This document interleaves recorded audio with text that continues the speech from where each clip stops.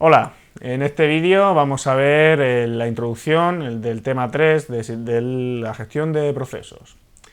La CPU es uno de los recursos más importantes del sistema y cuando normalmente vamos a tener muchos más procesos que CPUs, el problema que se nos deriva es qué proceso va a utilizar la CPU. Esto ocurre igual con otros recursos limitados, por ejemplo la memoria, ¿no? Tenemos una sola memoria y tenemos muchos procesos que quieren acceder a él. Esta alternancia rápida entre procesos, es decir, nosotros tenemos una CPU y vamos a tener muchos procesos que quieren utilizarla, es lo que vamos a llamar multiprogramación.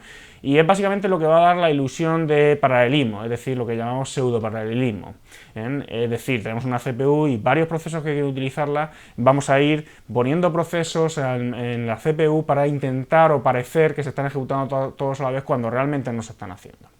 A la acción de realizar este cambio entre distintos procesos los vamos a llamar cambio de contexto. Contexto en el sentido de que vamos a tener un contexto en el de CPU utilizándose, un proceso que se está ejecutando en un momento, que tiene una serie de información en la CPU utilizándose, y al cambiar, a poner otro proceso, pondremos la información de ese proceso en la CPU. Eso es lo que llamaremos cambio de contexto.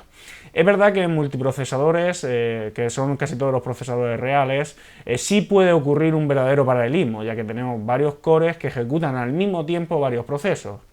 El sistema operativo tiene que ser consciente de este hecho para poder controlar estos distintos recursos.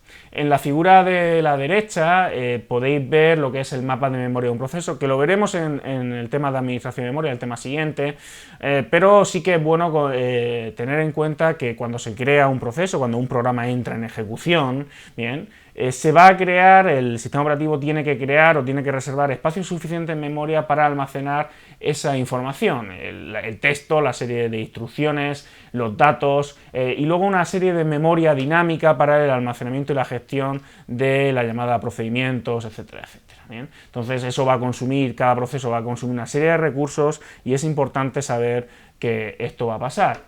En el modelo de procesos, al final en un sistema operativo, todo el software se va a organizar en procesos. Al final en el sistema dispondremos de una serie de procesos que quieren utilizar la CPU. Un proceso es un programa en ejecución. Este proceso incluye contador de programa, registros, variables, etc. Entonces, conceptualmente, cada proceso tiene su propia CPU. Sin embargo, solo existe una CPU que el sistema operativo es encargado de gestionar entre los distintos procesos mediante cambios de contexto. Esto es debido gracias al concepto de multiprogramación. Es decir, digámoslo de otra manera, solo existe un contador de programa, un PC real en el procesador, pero podemos decir que tenemos muchos contadores de programa virtuales, uno por cada proceso que se quiera ejecutar. No todos los procesos, como hemos dicho, consumen una serie de recursos, pueden estar en memoria por problemas de espacio. ¿Bien?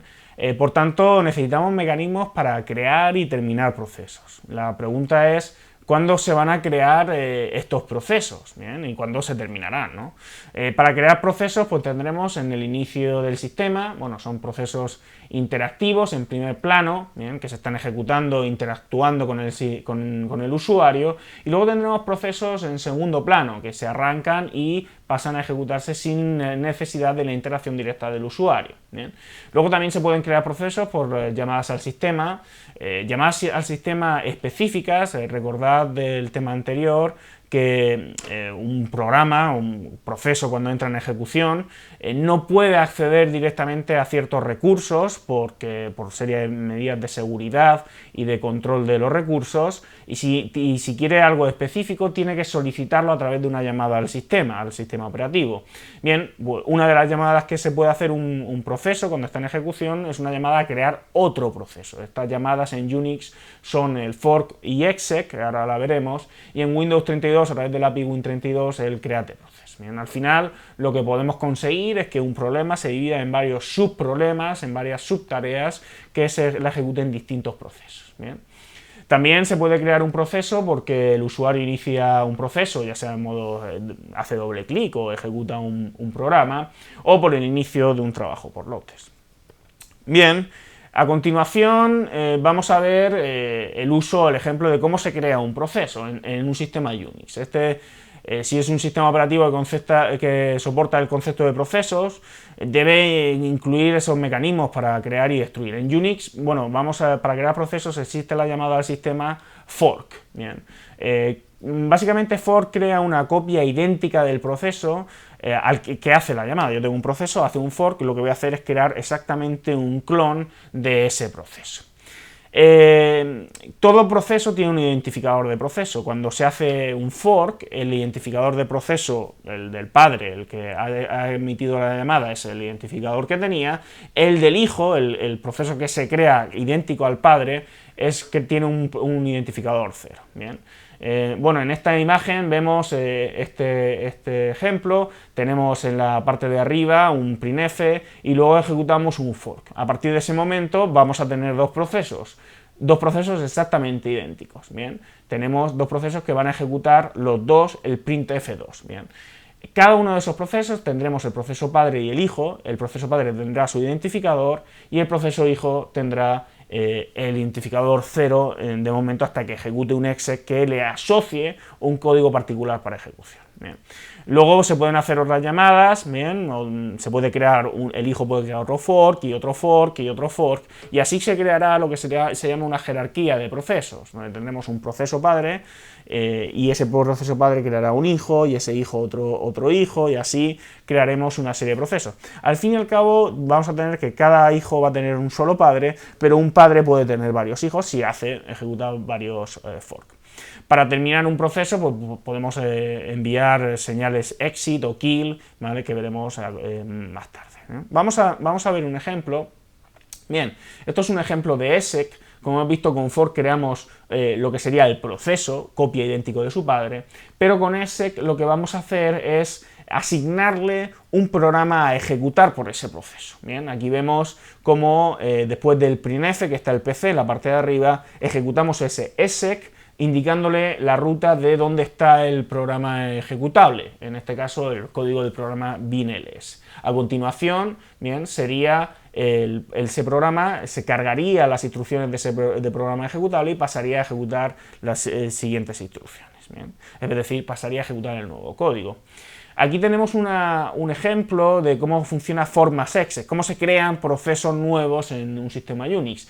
Tenemos en la parte de arriba la ejecución a fork, se crean dos procesos idénticos, bien, después del fork, y luego al ejecutar exec lo que vamos a tener es un proceso padre, bien, que está ejecutando un wait, que es esperar a su hijo, y luego otro proceso que va a ejecutar, el proceso hijo, que va a ejecutar otro programa distinto al de su padre.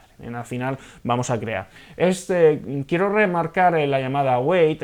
Al final un padre ejecuta un fork, crea un hijo y lo normal es que espera que ese hijo termine para poder seguir su ejecución. Bien, sería un poco la idea. Aquí tenéis un código de cómo se codifica esto en lenguaje C con las librerías correspondientes, que las tenéis en la parte derecha de la transparencia. Bien.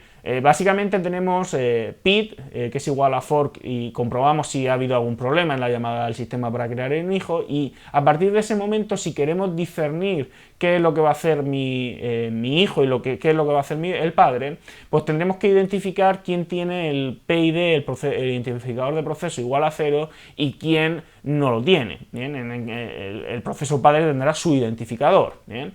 Fijaros en if PID es igual a 0, pues el hijo, ¿vale?, va a ejecutarse y ejecutará el printf, que no lo va a hacer su padre. Bien, su padre se meterá por la rama del else.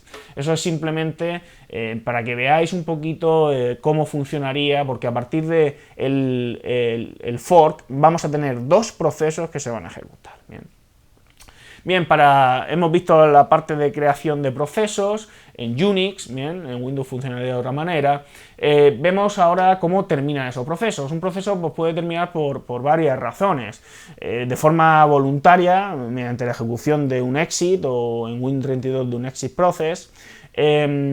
Terminación por error. bien, que también sería voluntario, es decir, por ejemplo, en el código que hemos puesto anteriormente hemos detectado que si hay un error, eso sería una terminación por error, pero voluntaria, en el sentido de que nosotros hemos preparado, hemos emitido un mensaje de error y hemos preparado y hemos indicado el código de error con el exit. Pero además de eso, pues también puede haber otros errores, error fatal, que esto ya sería algo involuntario, una operación que al ejecutarse, una división por cero, un acceso a memoria no válido, que en el momento de ejecutarse pues crea un error y termina, ¿no? Y luego también puede pasar que yo esté ejecutándome un proceso y que otro proceso me quite de la CPU, me elimine, ¿no? Esto sería de manera involuntaria y se haría mediante una llamada al sistema kill con la opción -9 para matar a un proceso de manera totalmente involuntaria. ¿Bien? Bueno, esto ha sido la introducción a los procesos y en siguientes vídeos nos veremos. Muchas gracias.